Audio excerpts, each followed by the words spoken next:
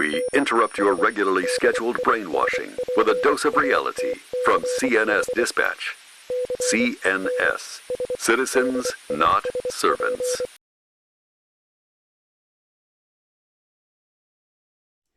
Good morning, good evening, good afternoon, whatever happens to be while you're watching. Yep, it's been a minute since I've done a video. I've had a lot of stuff go on in my personal life. Quit a job, got a new job, moved 1,700 miles across the country for the new job, sold my house, got a new house, school for the kids, and starting the new job, and etc. It's been a lot of things, and I just today ended up having to buy a new computer because my old computer decided it's a union computer. It'll only work when it wants to, and when it does work, it works half-assed. So I've had to anyway, adjust. And there's been so much stuff going on in current events and everybody's daily life. It's just, I get so frustrated, so mad, upset, angry. One of the biggest things that I have an issue with is just how utterly stupid or brainwashed or brain dead or lazy or whatever our general population is here in the United States. So, I've had some issues with strikes on YouTube, and it's just one thing after another. It just doesn't stop. But anyway, I got a new computer, so doing a new video just to get back into the swing of this. So I've had some issues with Facebook. I'm sure a lot of other people have. I know a bunch of friends of mine have. So I just want to kind of show you what I've had to deal with. So as you can see, my posts will be removed, lower the new feeds for at least 90 days. This date is February the 10th. That's today, by the way. But this has been going on since October. So here's a running laundry list of the naughty stuff that I supposedly posted. And all these are my post includes information independent fact checkers said was false. So as you can see, some of you can click on and see what the post is, and some of you can't. So you don't really fucking know what you did wrong, right? So I'm just going to show you this one right here, February 9th. Oh, before I do that, let's check this out. So John Stossel filed a defamation suit against Facebook and some other platforms, organizations, and as part of the lawsuit was discovery. He got to depose some people. So according to the independent fact checkers, the labels themselves are neither false nor defamatory. To the contrary, they constitute protected opinion. So these are not fact checkers. They're not truth checkers. They're opinion checkers. So what that means is if your opinion doesn't jive with the approved opinion, well, then you've violated, your post is unfactual somehow. So anyway, so this one here for February 9th, I just want to give you, just show you what I have to deal with. The post includes information the independent fact checker said was false. So here's the post. I'm sure a lot of us are familiar with this label. So if you see the photo, it's a meme. It's sarcasm. We did it, Joe. Free crack pipes for Black History Month. I found it quite ironic, so I posted it. So it got tagged with the label. Fact check, opinion check. Biden is not funding crack pipes, heroin.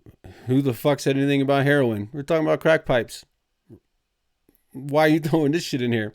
And this is one thing I don't do. I don't ever click on the article because it's just free clicks for the people that are doing this, which just drives more and more traffic to their site, which raises their value and they get more money out of their site. So I don't do it. I advise you not to do it either because it's all bullshit and lies anyway. But so apparently fact checker said that Biden is not handing out crack pipes. Okay. So let's just check on this. Here's somebody I watch daily. You don't like them? Fine. You like them? Great. But what's the most important thing here is pay attention to what's coming up, the article that he references. Just watch and listen. The rush to defense. So let's go through how this started. The growing danger of the blue stack and the fact checkers and everything. So the Washington Free Beacon ran this story. Biden administration to fund crack pipe distribution to advance, quote. So here's what you need to pay attention to. The Washington Free Beacon came out with this on February 7th. If you look at my post, it was on February the 9th, which is yesterday on this post that I got flagged for, and my 90-day thing just got pushed another 90 days. So in the Washington Free Beacon article posted February the 7th, a spokesperson for the agency told the Washington Free Beacon that these kits will provide pipes for users to smoke crack cocaine, crystal methamphetamine, and any illicit substance. So I get flagged because independent opinion checkers deem my meme, which is nothing but humor and sarcasm, to be unfactual. DHS spokesperson said that yes, it indeed does include pipes for smoking crack and other illicit substances. Oh, by the way, more free syringes. They're in this $29 billion, $30 million grant program. So let's focus on the crack pipes. Let's just know it's false and flag everybody and tag everybody and because of crack pipes, but we're just going to completely overlook the whole syringes for heroin aspect. So, okay. Are they giving them out or not? So just for continuing on this, things got changed to where crack pipes are explicitly not allowed as part of this program. As of today, February the 10th. That's from the DHS.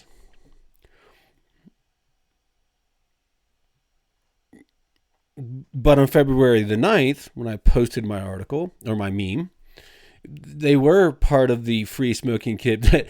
Oh, that's right. Saki's also said includes fucking lip balm to keep people safe. Lip balm. And crack pipes. It will kind of make sense. You don't want to get your lips all blistered up when the pipe heats up. Anyway, so that's just... Since October, I've been dealing with this. And so I've tried to move over to Gab. Gab is absolutely a free speech platform. And people have a problem with this. Oh, posting false information. So what? So what? Is it illegal? Is it unconstitutional? Nope and nope. Does it create harm to anybody else? Nope. Does false information, disinformation, misinformation, whatever the fuck they want to call it, so what? It's called free speech for a fucking reason. Oh, the platforms can put, blah, blah, blah, blah. You guys know the argument. Well, when the U.S. government reaches out to platforms such as YouTube, Facebook, Twitter, Instagram, TikTok, MeWe, etc., and says, hey, we want you to take this information. If anybody's posting this information, we would strongly encourage you to remove it from your platform because it's misinformation. And then the platforms comply. Is that really free market owners of a platform doing what they want to do with their platform? That's called coercion. That's wrong. It's more wrong than disinformation. You guys are all familiar with the Joe Rogan shit that's been going on recently. Joe Rogan's putting out false vaccine information. No, Joe Rogan didn't. Joe Rogan is pro-vaccine, if you know anything about Joe Rogan. But he's about free choice. If you want to get it, get it. If you don't, don't. That's his standpoint. The doctors, the guests that he had on, were the ones that were anti-COVID vaccine. One of which holds 9 patents for mRNA technology, which is the base technology for the current vaccines, saying that these are horrible, they're never designed to work this way, etc., etc., etc. The second doctor that he had on, everybody's up in arms about, it's a doctor named Peter McCullough, who's the most published physician, cardiac doctor on the planet. His credentials are better than basically anybody else. And he was going off about the damage that vaccines are causing to people's hearts and cardiac systems. So Joe Rogan himself didn't say, don't get the vaccine. He wasn't putting out or saying misinformation. His guests were. But the narrative that brain dead people are swallowing is Joe Rogan's putting out false information. He needs to be deplatformed. Well, why? Maybe his information or the information his guests were putting out was wrong. Go find out. Prove it.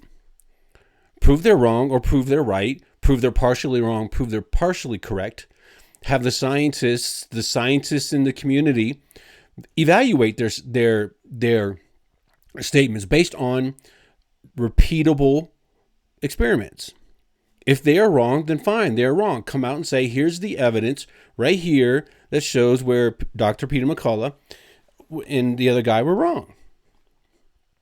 That's what you do with misinformation. You demonstrably prove that it's incorrect. You don't just silence it. You don't just turn it off. You don't just deplatform somebody. You don't take away their ability to make a living in some cases, in Joe Rogan's case, or take away their ability to communicate. You simply prove them wrong. Why can't we just do that? But no, misinformation needs to be deplatformed. But why? It's not illegal. It's not unconstitutional. It's not against the law to put out information that's incorrect. Sometimes it's accidental. Sometimes the person putting the information out was misinformed. So the base data he was using or she was using to make their judgment was incorrect. It happens.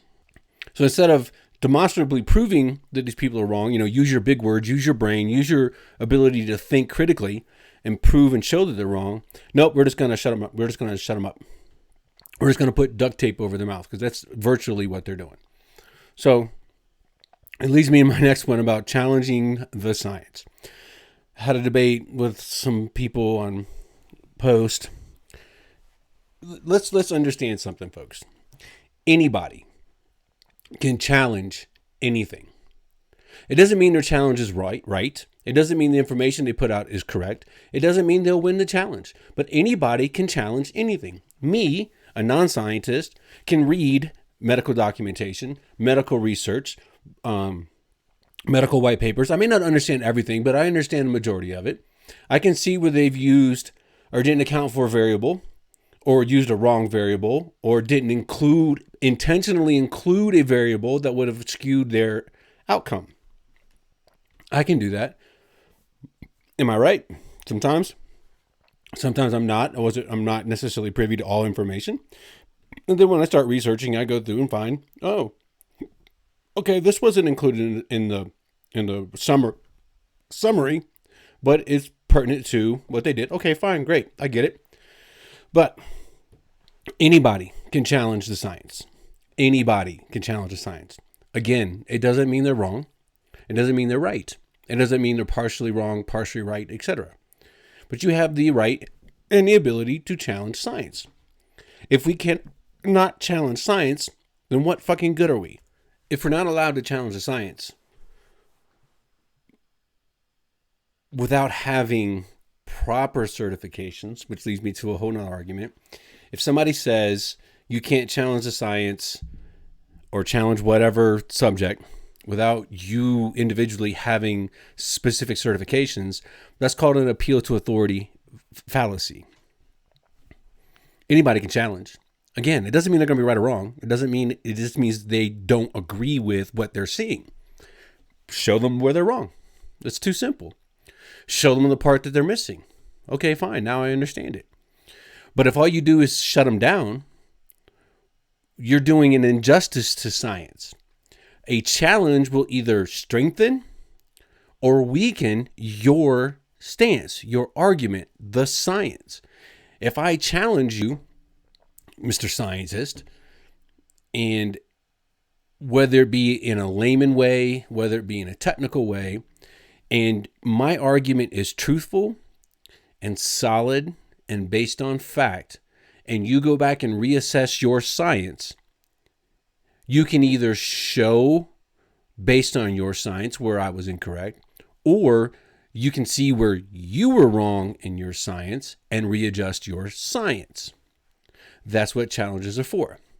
So I say all that because masks. You guys know I hate masks. They don't work to stop a viral spread. So for those appeal to authority people, I'd spent 5 years on a SURF-P team in the United States Army. SURF-P, some of you older military folks might recognize CBRN, but it's chemical biological. So our job, the unit I was assigned to, was if there happened to be a chemical, biological, nuclear attack, whatever, somewhere in the United States, our job was to go in, set up a decontamination site, and decontaminate affected people. I had to have no less than 10 certifications, and these are the same certifications that every civilian who is in that field has to get in order to be in that field.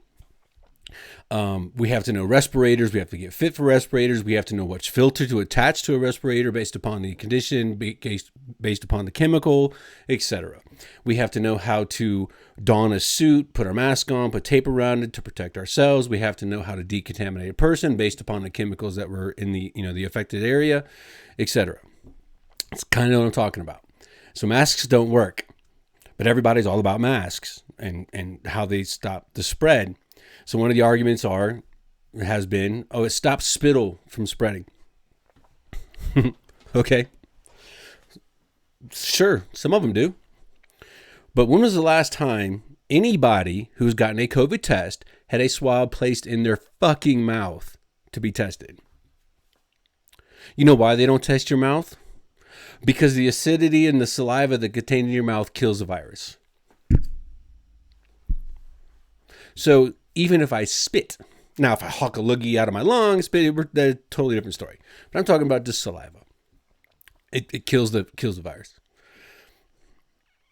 So stopping spittle with regards to stopping a virus has nothing to do with, is not part of that argument. So I go into the mask things with people. Your typical surgical mask, the ones everybody wears, right? Does anybody know the size of the gaps, otherwise known as holes, between the threads that make up the mask? Depending upon manufacturer, depending upon who they come from, they're anywhere from 300 to 600 microns in size. That's the size of the hole between the threads that make up the mask. Anybody want to take a guess on the size of the virus? 30 to 60 microns. 300 micron hole, 30 micron virus. 300 micron hole. Oh, look, it goes right fucking through it. So somebody with a CBRN or SURF-P background, I know what kind of respirators are supposed to be worn based upon the environment we happen to be going into. I know I have to be fit tested. I know I have to be clean shaven so I can get a proper seal on my respirator. I can't have any facial hair. I know that if I'm going into a certain field, I have to have this canister of charcoal. If I'm going into another field, I have to have this canister of whatever chemical based upon the field that we're going into. But yeah, your surgical mask, your cloth mask, yeah, they're not going to stop virus. But anyway, so I say all that because, you know, I don't have a chemical or a degree from a appropriate medical teaching facility, which leads to another argument in the whole appeal to authority. When you get into that argument, this is another reason why it's a fallacy, is because, okay, now do we have grades for individual people's degrees of certification? Does this school outweigh that school, which outweighs this school, which outweighs that school? Does it really matter? If I hold a degree from University of Michigan and this other person holds a degree from the University of Harvard in the same exact field, and Person from Michigan is arguing point A. Person from Harvard is arguing point B. Well, they're both certified. They both have degrees. They both have the proper credentials, right? Well, then you get into the argument, well, this guy from Harvard paid a lot more for his education. Therefore, his argument is right, not based on merit, not based on fact, not based on truth, but because his degree is better in my eyes than this guy's degree, this guy wins. Anyway, I digress. So in challenging the narrative, my question is, what narrative do we argue? And let me just show you this article or this little clip from one of our favorite dwarfs, Fauci. Take a listen. People should not be walking around with masks. Let me just state for the record that masks are not theater. Wearing a mask might make people feel a little bit better, and Masks are protective, but it's not providing the perfect protection that people think that it is. There has not been any indication that putting a mask on and wearing a mask for a considerable period of time has any deleterious effects. There are unintended consequences. People keep fiddling with the mask and they keep touching their face. And can you get some schmutz sort of staying inside there? Of course. You do not need to wear a mask indoors if, in fact, you've been vaccinated. Good that you're vaccinated, but in a situation where you have people indoors, particularly crowded, you should wear a mask.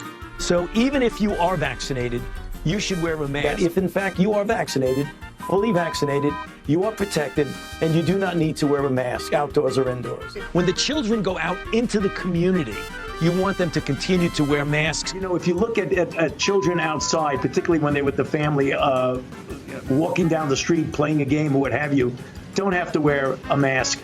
The Academy of Pediatric actually makes that recommendation that children should be wearing masks from 2 years old onward. And you're asking now, if your child is a member of your household, can you walk outdoors with your child without a mask? According to that chart, the answer is yes. But the child can't, not to beat it to death. Yeah. Yes. Okay. Because now the CDC says, I mean, I think I've got this right. 1 mask is better than 0 masks. 2 masks is better than 1 mask. But you don't have to have double masks. Is that right? I mean, You know, it became clear that cloth coverings that you didn't have to buy in a store, that you could make yourself, were adequate.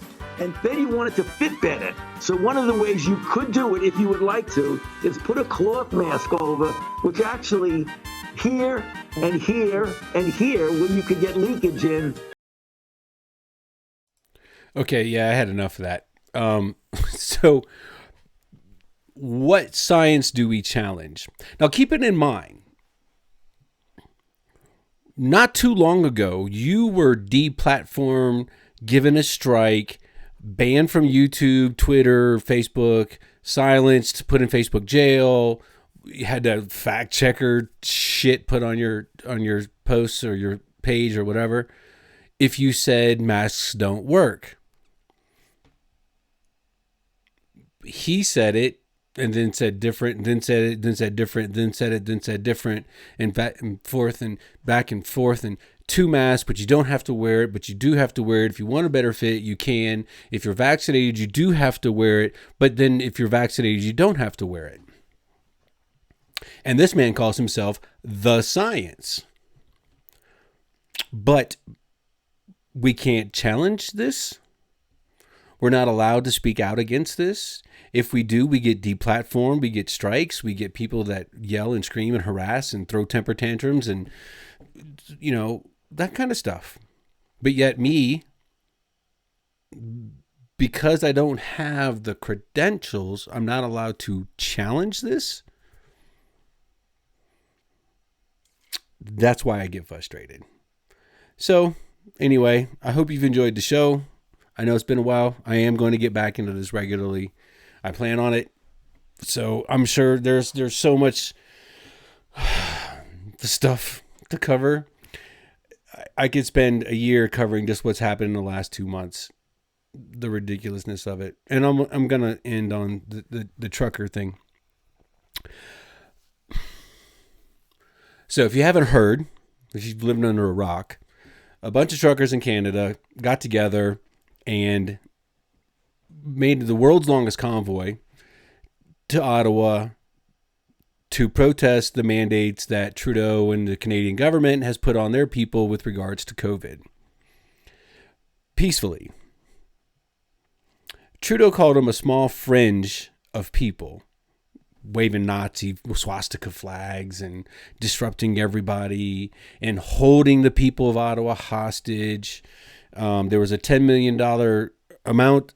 There was a GoFundMe page created in which $10 million was raised for the truckers. And GoFundMe said, no, we're not going to give it your money that we promised to give to them contractually to them. We're going to give it to charities of our choice. Well, no, you got no say in it. So yeah, there was an uproar, and then they recanted and said they're going to give the money back to the people that gave it. So anyway, Trudeau called them a fringe white supremacist movement. Well, it's just weird to me. You know, I don't have a degree. I don't have a degree in political science or in sociology or government, whatever degree would apply here. But Trudeau called them a fringe movement of white supremacists waving white flags or Nazi flags. But the same fringe group also apparently have members in Australia, because they're doing it in Australia, in New Zealand, they're doing it in New Zealand. Truckers are, by the way. They're doing it in Greece. They're doing it in Italy. They're doing it in Belgium. They're doing it in France. It's starting here in the United States. It's awful weird that all corners of the globe, I use corner facetiously for you flat earth people, that I'm pretty certain France doesn't really play friendly with anybody waving a Nazi flag. I kind of think it's illegal there, kind of like it is in Germany. I might be wrong, but hey. But I know they don't like Nazis. But Australia, New Zealand, Greece, Italy, Belgium, France, here in the United States, of course, you know, there is this huge fringe group of white supremacists apparently in the United States. You know, white people are just, you know, we're just a fringe white supremacist, regardless of your, unless you're a follower of the Democratic liberal agenda, then just because you're not racist, then yes, you're white, but you're not racist because you believe in the Democrat liberal ideology. But yeah, fringe movement globally. Yeah. Oh, by the way, it just coincidentally happened that 4 provinces in Canada have now decided they're going to repeal and get rid of several of their COVID mandates, to include masking children in schools, masks indoors, vaccine passports for truckers and other people. Just, you know, miraculously, coincidentally, you know, 3 days after Ottawa got kind of shut down, in Alberta and a few other places in Canada. Oh yeah, they shut down the bridge from Detroit to Windsor. Oh, and the day after is when these repeals come out. So fucking strange.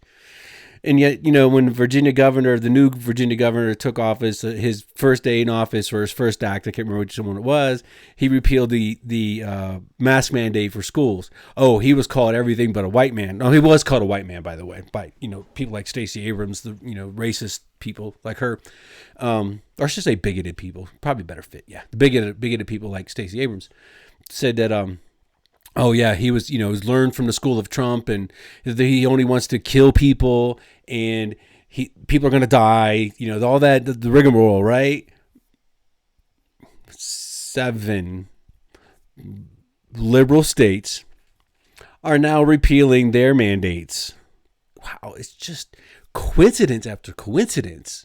But yet they're praised for, they being the liberal states that are doing the exact same thing that they denigrated the Republican governor for, they're praising him for following the fucking science by, you know, because it's changing, apparently. I guess science changes. But, yeah. Oh, one more coincidence. Mask mandates and COVID mandates do not poll very well at all. As a matter of fact, over 50% of the people polled in the United States, regardless of their political ideation, don't like mandates. They want them gone. They poll very badly. Liberal states have now realized that, oh shit, we're going to lose our election. Oh shit, truckers are planning to do the same thing in the United States, all across the United States. We better repeal this shit, or A, our cities are going to get shut down, or B, we're going to lose the election coming up, I don't know, this November? So weird. Just so weird, isn't it? I'm just saying. This has been a dose of reality from CNS Dispatch. Citizens, not servants. We now return you to your involuntary mental programming.